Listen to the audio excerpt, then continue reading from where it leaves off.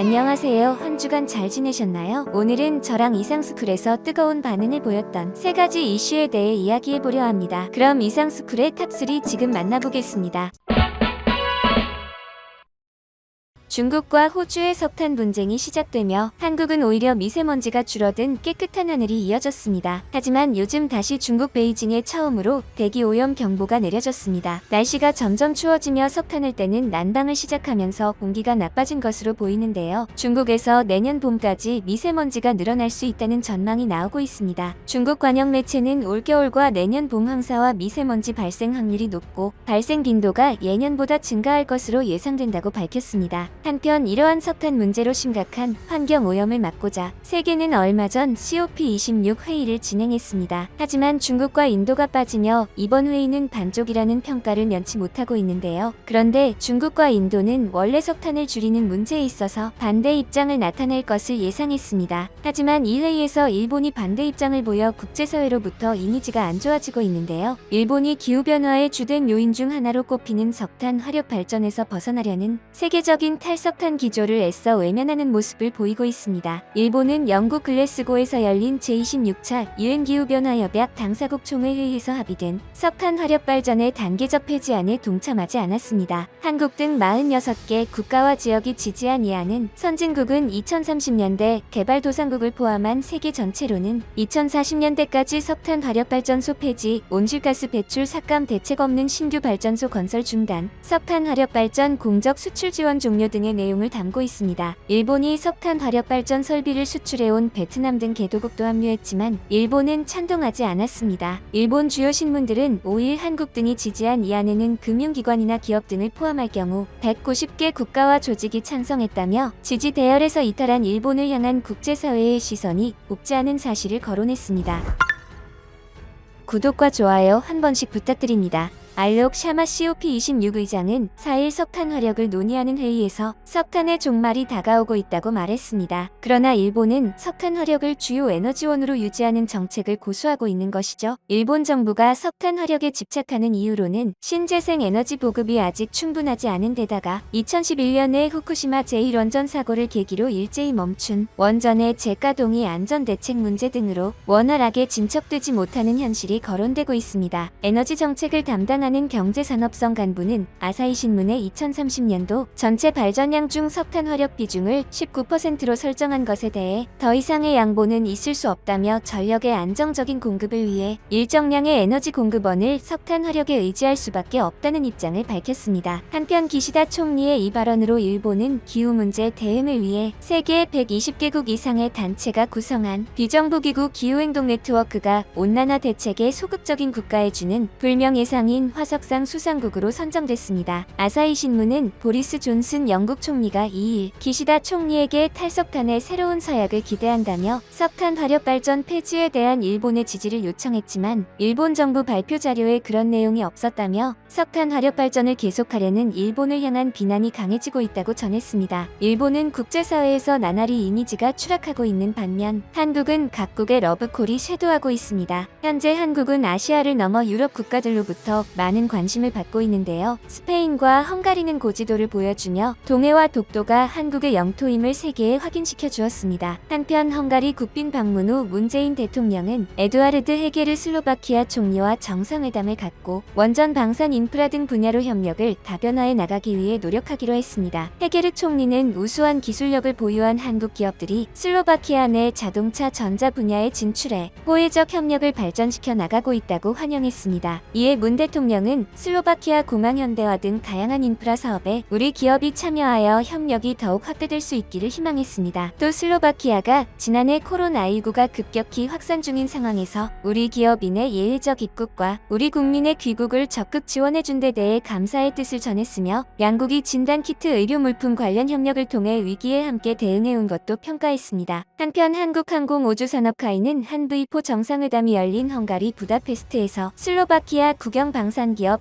LOTN사와 FA50 수출을 위한 산업협력 업무 협약을 체결했습니다. 이날 협약은 정상회담과 연계한 한 V4 비즈니스 포럼에서 진행됐으며 카이와 LOTN 양사 사장이 서명했습니다. 카이는 이번 협약을 통해 LOTN과 슬로바키아의 고등훈련기 및 경공격기 획득 사업에 FA50 참여를 위한 산업협력 방안을 논의할 예정인데요. 슬로바키아는 노후 고등훈련기 L-39의 교체를 검토 중이며 FA50을 유력한 후보 기종 중 하나로 고려되고 있으며 규모는 10대 규모입니다. 슬로바키아 국방부 대표단은 지난달 서울 아덱스 2021 기간 중 카이 전 시장과 T-50B 블랙이글 팀의 비행을 참관했으며 카이 본사 항공기 생산시설 시찰 및 FA50 시승을 진행한 바 있습니다. 카이는 슬로바키아를 포함해 유럽의 훈련기 및 경공격기 시장으로의 진출을 모색하고 있습니다. 슬로바키아의 수출 성공 시 국산 항공기가 유럽연합과 나토 국가에 수출되는 최초의 사례가 됩니다. 카이는 최근 유럽연합과 나토 국가들의 4, 5세대 최신 전투기 교체가 활발하게 진행됨에 따라 항공기 판매는 물론 전투 조종사 양성을 위한 훈련 서비스 사업으로의 사업 확장을 계획하고 있습니다. 안현호 사장은 슬로바키아를 시작으로 유럽 시장에 FA50이 진출할 수 있는 기반이 마련될 것이라며 한 슬로바키아 정부 간 우호적 관계와 LOTN과의 긴밀한 협력으로 수출에 반드시 성공하겠다 말했습니다. 한편 현재 T-50 계열 항공기는 인도네시아, 필리핀, 태국, 이라크 등 총 4개국에 72대가 수출됐으며 높은 고객 만족도로 재구매는 물론 주변국들의 관심이 증가하고 있습니다. T-50 운용국인 인도네시아와 태국은 항공기의 우수한 성능과 후속 지원 성과를 기반으로 지난 7월 각각 6대와 2대를 재구매했습니다. 그런데 최근 한국방위사업청과 방산업체가 전세계 기업과 사업 협력을 맺는 등 세계 무대에서 맹활약을 하고 있지만 간혹 무개념 행태를 보이는 국가가 있어 이들을 주의해야 한다는 목소리가 끊이지 않고 있습니다. 특히 인도네시아는 한국과 함께 전투기 공동 연구개발을 하는 국가이지만 협력 대금을 지급하지 않고 있고 인도는 첨단 잠수함 개발에 따른 과도한 기술 이전 요구에 빈축을 사고 있습니다. 방산업체 한국항공우주산업은 지난 4월 한국형 전투기 KF-21을 공개했습니다. KF-21은 최초의 국산 전투기이며 각종 첨단 기술이 집약돼 각종 매체와 업계로부터 관심을 모았습니다. 그러나 이 사업에 공동 R&D 형식으로 참가한 인도네시아는 약속했던 개발 분담금을 여전히 지급하지 않은 것으로 알려졌죠. KF-21 개발 사업은 2014년부터 시작돼 2021년까지 총 8조 800여억 원이 투입되었는데 인도네시아는 공동개발 분담금 사업비로 총 금액의 약 20%인 약 1조 7,338억 원을 개별 납부해야 합니다. 그런데 아직까지도 이 분담금에 대한 지급이 이뤄지지 않고 있습니다. 이와 같은 악조건 속에서 방사청이 인도네시아와 관계를 유지하고 있는 이유는 KF-21을 인도네시아에 납품하기 위해서인데요. 업계에 따르면 KF-21 개발이 완료된 후 약 300대 이상을 판매해야 손익분기점을 넘습니다. 한국군에는 약 120대가 공급될 예정이지만 나머지 180대를 전 세계 곳곳에 판매해야 하는 상황입니다. 현재로서는 인도네시아가 KF-21을 대량 구매할 가능성이 있어 아직까지 협력의 끈을 놓지 않고 있는 것이죠. 인도네시아뿐만 아니라 인도의 행보도 심상치 않은데요. 인도의 잠수함 수주전에는 6개국 방산업체가 도전장을 내밀었습니다. 하지만 현재 대우조선해양과 독일의 티센크루프 해양 시스템만 수주전에 참가하고 있는 상황인데요. 이는 인도 국방부가 잠수함 건조 때 필요한 기술 가운데 60%를 이전받기를 원하기 때문이라고 전해지고 있으며 뿐만 아니라 잠수함 핵심 기술인 공기분류 추진체계 AIP 기술도 요구하고 있습니다. AIP는 화학 반응으로 전기를 생산하는 시스템입니다. 즉 AIP 기술이 적용된 잠수함은 충분한 전력이 있어 수면 위로 자주 올라올 필요가 없습니다. 이에 따라 자막 능력이 21에 이르는데요. AIP 기술이 없는 잠수함은 자막 능력이 11에 불과해 임무 수행 능력이 크게 떨어집니다. 대우조선해양이 인도 잠수함 건조 협력업체로 선정되면 수주에 따른 매출 실적은 확보할 수 있습니다. 그러나 인도 국방부가 대우조선해양이 수십 년간 확보한 최첨단 기술을 이전해달라는 요구를 한다면 대우조선해양에게 돌아오는 실익은 적을 수밖에 없는 상황입니다. 업계 관계자는 한국방사청 방산업체가 해외 국가와 최첨단 프로젝트를 추진해 먹거리를 확보하는 것은 박수 칠만한 일이 다라며 그러나 우리 기업이 수십 년간 갈고 닦은 첨단 기술을 자칫 외국 업체에 고스란히 넘겨주는 자살골을 차는 것은 아닌지 모르겠다고 지적했습니다. 현재 일본은 국제사회로부터 철저히 무시당하고 있는데 한국은 전 세계적으로 러브콜을 받고 있으며 승승장구하고 있습니다. 인도네시아와 인도와의 복잡한 수주 문제들도 원만하게 해결되기 바랍니다. 앞으로도 눈부신 성장을 거듭하는 대한민국을 응원합니다. 조 바이든 미국 대통령이 영국, 호주와의 안보협의체 오커스 창설 과정에서 불거진 프랑스와의 갈등을 무마했습니다. 로이터 통신에 따르면 바이든 대통령은 바티칸 주재 프랑스 대사관에서 마크롱 프랑스 대통령과 직접 만나 우리가 서툴렀다고 시인했습니다. 이는 양국 갈등이 시작된 이래 미국이 가장 분명하게 과오를 인정한 것이라고 AFP 통신은 전했습니다. AFP는 이 소식을 전하며 바이든 대통령이 프랑스에 메아 쿨파 즉 내 탓이오라고 했다고 표현했습니다. 로이터 통신에 따르면 마크롱 대통령은 오커스 창설 당시와 같은 상황이 다시는 일어나선 안 된다는 점을 분명히 했습니다. 그러면서 원자력 및 재생에너지, 무기 수출 등과 관련해 미국과 양자 협력을 강화하고 싶다고 말했습니다. 회담 후 발표된 공동성명에서 미국은 사헬지대에서 프랑스가 진행하고 있는 대테러 작전에 추가 자산을 지원하기로 약속했다고 밝혔습니다. 그런데 다른 분야에서의 협력은 약속했으면 핵잠 수함 문제는 해결되지 않은 것입니다. 따라서 프랑스가 미국의 배신을 당한 순간 프랑스가 한국과 핵잠 수함 관련 협력을 원하던 사실도 유효한 상황이므로 한국과 프랑스 간의 행보가 주목되고 있습니다. 구독과 좋아요 한 번씩 부탁드립니다. 한편 마크롱 프랑스 대통령이 G20 정상회의에서 문재인 대통령과 정상회담을 마치고 자신의 SNS에 회담 사진과 내용을 전달하는 글을 한글로 적어 올려 화제가 되고 있습니다. 프랑스는 보통 자국어인 프랑스어 혹은 영어 병기로 글을 올리는데 순수 한글로만 올린 것인데요. 프랑스의 한글 트윗이 주목받는 것은 프랑스가 워낙 언어에 대한 자부심이 강한 나라이기 때문입니다. 영어조차 쓰기 싫어하는 나라인 프랑스가 한글로만 작성된 트윗을 올리니 주목을 받은 것이죠.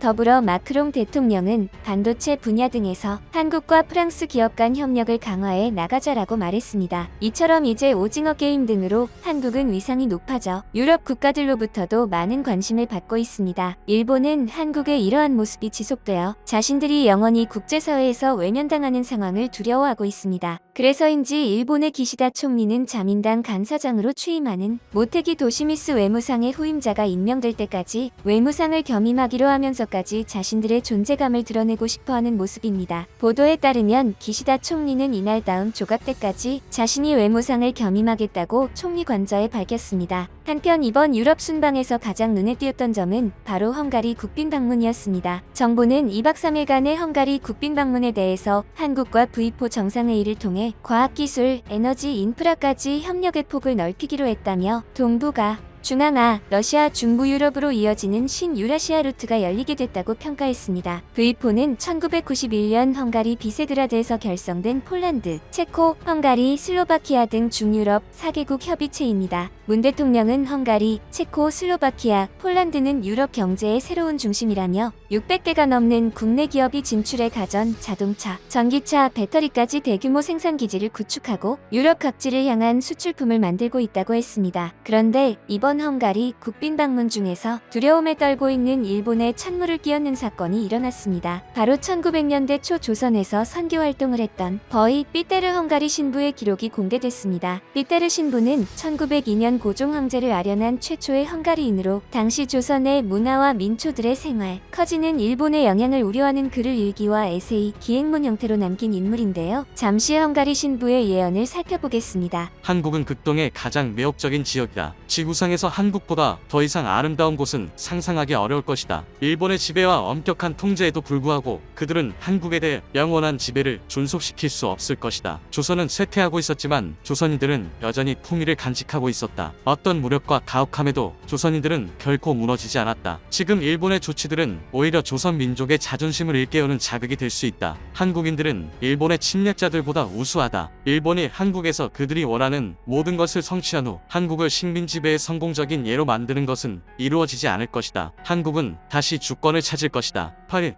베를린, 상트페테르부르크에서 아시아로 출발하는 급행열차들이 모두 부산으로 향한다. 부산은 테르미누스, 유럽과 아시아를 잇는 머나먼 여정의 종착지이다. 세상 그 어느 누가 극동 아시아의 태동에서 야기되는 영향력을 미리 알 수 있겠는가? 세상의 무대는 더 이상 대서양 지역이 아니라 태평양 열한 지역으로 옮겨질 것이며 그때에는 아시아와 미국, 캐나다와 시베리아가 그 핵심적 역할을 할 것이다. 나는 한국과 한국민이 미래에 핵심적인 역할을 할 것이라는 사실 항상 믿어 의심치 않고 있다. 더불어 안중근 의사가 저격한 이토 히로부미에 대해서는 선량한 일본의 애국자임은 틀림없을지 모르겠으나 이토 히로부미는 잔혹하고 냉혹한 인물이었다. 그는 결국 그가 한국인들에게 행한 범죄로 말미암아 죽음에 이르게 되었다라고 적었습니다. 일본에는 헝가리 신부의 예언만으로도 크나큰 충격이었을 텐데 일본의 충격은 여기서 끝나지 않았습니다. 4일 연합뉴스 보도에 따르면 김정숙 여사는 헝가리 국가기록원을 방문했습니다. 김 여사의 방문에 헝가리는 1730년 독일에서 제작된 지도를 공개했는데 해당 지도에는 조선의 국호가 표기되어 있었는데 특히 지금의 동해를 소동해로 표기했습니다. 이에 대해 청와대는 18세기 유럽에서도 해당 지역을 한국에 속한 영해 중 동쪽 바다로 인식하고 있다는 점을 보여주는 것이라고 설명했습니다. 이 소식을 접한 네티즌은 각종 인터넷 게시판, SNS 등에 헝가리 감사, 엄청나게 귀한 자료라며 감탄과 환영의 반응을 보였습니다. 특히 자랑스럽다, 이게 외교지, 국격 높아진 게 실감나네 등 국격과 외교력에 대한 긍정적인 평가와 자부심을 드러낸 반응들이 줄을 이었습니다. 한 네티즌은 스페인에 이어 헝가리도 일본 손절인가라고 적었습니다. 지난 6월 문재인 대통령이 스페인을 국빈 방문했을 때 스페인 상원도서관이 보관 중인 조선 왕국전도에서 독도가 조선의 영토임을 명확하게 표시한 것을 보여준 것을 언급한 것입니다. 또 다른 네티즌은 국력이란 게 느껴진다, 이런 게 외교인 게 느껴진다라며 우리가 백날 동해라고 외쳐도 일본에 표기하는 것들 천지인데 일본이 메이지 유신 이후 앞서가기 전 역사에서는 동해, 한국해라는 증거들이 버젓이 있는데 우리는 알 수도 없었는데 유럽 나라들이 우리나라에 그 증거를 호의적으로 보여주고 있으니라고 적었습니다. 삐테르 신부의 일기에 대해서는 최소한 역사 교과서에는 꼭 실어야 할 내용이라며 감탄이 이어졌습니다. 이어서 저 선교사분한테 지금의 한국 모습을 보여드리고 싶다라며 본인이 예상하신 한국의 모습에 조금씩 근접해가고 있지 않나요? 그리고 조상님들 감사합니다. 일제에 의해 우리가 발전했다는 이들이 봤으면 좋겠다. 우리는 우리의 시간표대로 개화를 잘하고 있었다는 증거라고 강조하며 다른 민족에 가해한 적 없이 자력으로 일어서고 선진국 대열에 들었으니 돈으로도 살 수 없는 가치 있는 자료를 주고 너무 감사하다라는 반응을 보였습니다. 한편 헝가리가 스페인에 이어 대놓고 일본을 무시하고 한국의 이러한 고지도와 역사적 사실을 공개한 것은 일본이 아닌 한국과의 협력을 강화하겠다는 강한 의지가 돋보이는 상황입니다. 2001년 김대중 대통령 이후 20년 만에 한국과 헝가리의 정상회담으로 양국의 경제 협력은 더욱 강화될 모습입니다. 헝가리 아데르 대통령은 대한민국은 최근 60년간 정말 큰 놀라운 경제의 변화, 발전을 이뤄냈다고 평가하며 2050년 탄소 중립을 실현하기 위해 많은 기술 혁신을 함께 이뤄낼 수 있다고 말했습니다. 정부는 양국 관계를 전략적 동반자 관계로 격상한다고 발표하며 지난해 코로나 상황에서도 양국이 사상 최대 교역액을 기록한 것을 높이 평가한 후 양국의 경제 협력을 더욱 강화하기로 했다. 전기차, 배터리 등 미래 유망 산업에서 양국의 교역이 확대되도록 함께 노력할 것이라고 말했습니다. 헝가리와의 협력에서 가장 눈에 띄는 부문은 바로 전기차입니다. 헝가리와의 전기차 협력이 더욱 확대된다면 유럽 시장에서 한국 기업들의 점유율 확대가 기대됩니다. 특히 유럽연합은 2050 탄소 중립 목표를 발표하여 미래 글로벌 에너지 체제의 지향점을 제시하여 환경 보호에 대한 중요성을 강조하고 있습니다. 이처럼 자동차 산업에 있어서 친환경은 더 이상 미룰 수 없는 존재가 되었으며 이에 대한 중요성을 반증하듯이 유럽의 진출 기지로 꼽히는 헝가리의 외국인 직접 투자 시행 국가 중 한국은 2차 전지업체 진출에 힘입어 1등을 달성하기도 했습니다. 현재 헝가리에는 한국 기업들의 전기차 공장이 자리 잡고 있습니다. 대표적으로 SK이노베이션은 앞서 헝가리 이반차시의 역대 최대 규모로 전기차 배터리 공장을 추가 신설했습니다. 유럽 3공장에 해당하는 신설 공장의 생산 능력은 30기가와트시로 글로벌 생산 기지 중 가장 크며 투자 금액 역시 2028년까지 2조 6천억 원을 투입해 유럽 공장 중 최대 규모입니다. 또한 삼성 SDI도 헝가리 법인을 설립해 유럽 시장에서의 입지를 다지고 있습니다. 헝가리가 일본은 안중에도 없는 듯이 한국의 고지도를 선물하며 협력 강화를 원하는 점에는 분명히 수많은 이유들이 있습니다. 하지만 무엇보다 분명한 이유는 현재 유럽 및 세계 각국들의 이미 일본은 더 이상 한국보다 의미 있는 나라가 아니며 한국의 위상이 더욱 높아졌다는 사실입니다.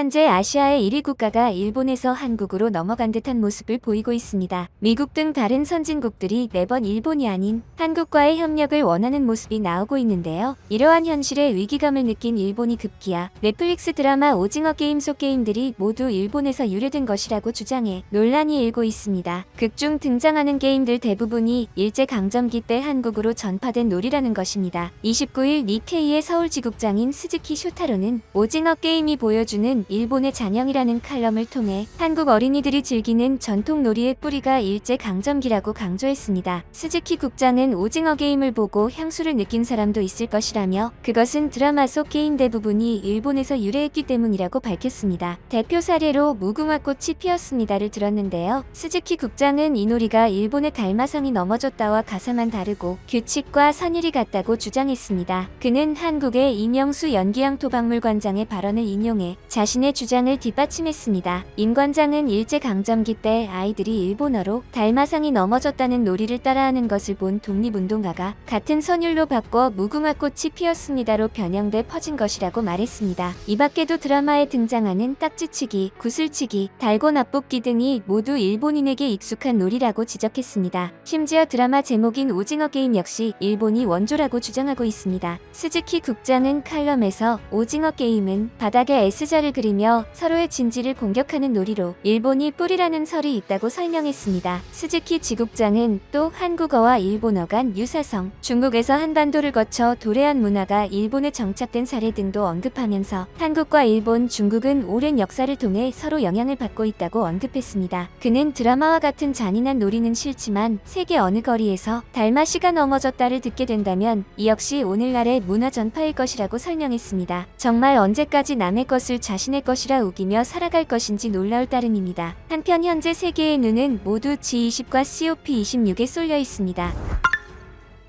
구독과 좋아요 한 번씩 부탁드립니다. G20 정상들은 지구의 평균 기온 상승폭을 1.5도 이내로 억제한다는 원칙에 합의했다고 AP통신이 보도했습니다. G20 회원국들은 지구 평균 기온 상승폭이 1.5도 이내로 억제된다면 극심한 폭풍과 홍수, 해수면 상승과 같은 기후변화의 영향이 훨씬 적어질 것이라는 데 공감하고 1.5도 이내로 상승폭을 억제하기로 공동으로 노력하기로 합의했습니다. 한편 조 바이든 대통령은 2일 마지막 기자회견에서도 중국을 직격했습니다. 유럽 순방기간 연일 중국에 대한 견제를 이어온 바이든 대통령은 이날 영국 글래스고에서 열린 COP26 이틀째 회의 직후 가진 기자회견에서 중국과의 갈등에 대한 질문에 중국과 러시아가 참석하지 않은 것은 문제라면서 포문을 열었습니다. 바이든 대통령은 우리는 참석했다. 이를 통해 전 세계의 미국의 역할을 확실히 각인시켰다며 솔직히 말하자면 중국이 참석하지 않은 것은 큰 실수라고 비판했습니다. 이어 중국의 불참을 존중한다. 그러나 그들은 세계에 대한 영향력을 상실한 것이라고 덧붙였습니다. 더불어 탄소 배출국의 상위권인 중국과 러시아, 인도는 합의에 응하지 않아 결국 이번 회의는 실패라는 평가도 많습니다. 한편 이번 회의에서 한일 정상회담 성사 여부도 주목되었는데요. 유엔 기후변화협약 당사국 총회에 참석한 문재인 대통령과 기시다 총리 간의 첫 회담 은 불발됐습니다. 청와대는 2일 글래스고 이벤트센터에서 열린 국제메탄서약 출범식 등 계기에 문 대통령이 기시다 총리와 조우하는 형태로